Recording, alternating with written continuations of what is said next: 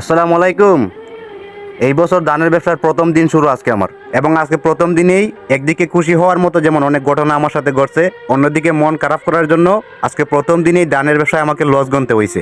ধানের ব্যবসায় আজকে প্রথম দিনেই কেন আমাকে লস গুনতে হয়েছে সেইটা এই ভিডিওতে বিস্তারিত বলার চেষ্টা করবো ইনশাল্লাহ। আশা করি আপনারা আমার সাথেই থাকবেন। একটা জিনিস আমি গভীরভাবে চিন্তা করে দেখলাম যে আমি যদি শুধুমাত্র বারবার লাভের হিসাব নিয়ে আপনাদের সামনে উপস্থিত হই, তাইলে আমার নিজের কাছে নিজের বিবেক বিবেচনা নিয়ে সন্দেহ থাকবে।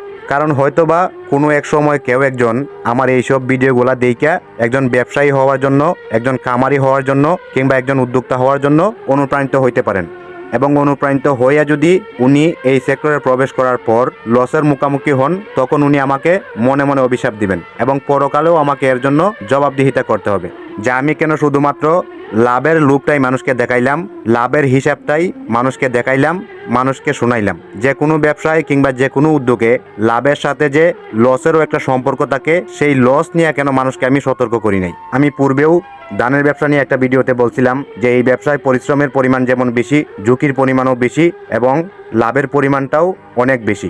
এই ব্যবসায় যে যত পারদর্শী, যার যত বেশি মূলধন আছে, সে তত বড় আকারে এই ব্যবসা করতে পারে এবং তত বড় আকারে লাভ করতে পারে। আমি খুব সাধারণ ছোটোখাটো একজন ব্যবসায়ী এবং আমার মূলধনের পরিমাণটাও খুবই অল্প। এই জন্য আমার ইচ্ছে থাকা সত্ত্বেও আমাদের আঞ্চলিক রোডের পাশে আমি এই ব্যবসা না কইরা আমাদের গ্রামের ভিতরে আমাদের বসত বাড়ির পূর্বের ঘর, যেটাকে আমরা আঞ্চলিক ভাষায় বলি, সেই পূর্বের ঘরটাকেই আমার গোডাউন হিসেবে ব্যবহার করি।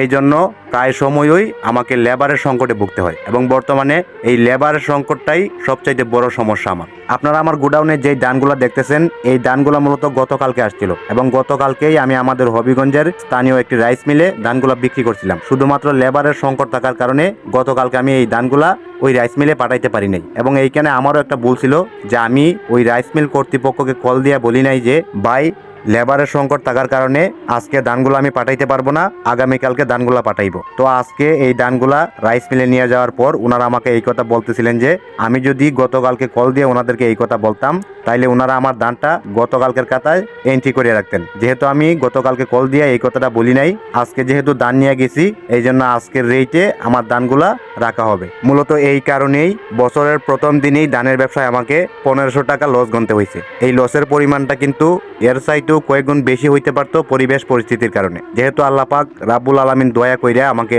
লসের পরিমাণটা এত বড় আকারে দেন নাই, সেই জন্য আল্লাহ পাকের দরবারে অগণিত শুকরিয়া আলহামদুলিল্লাহ জানাই।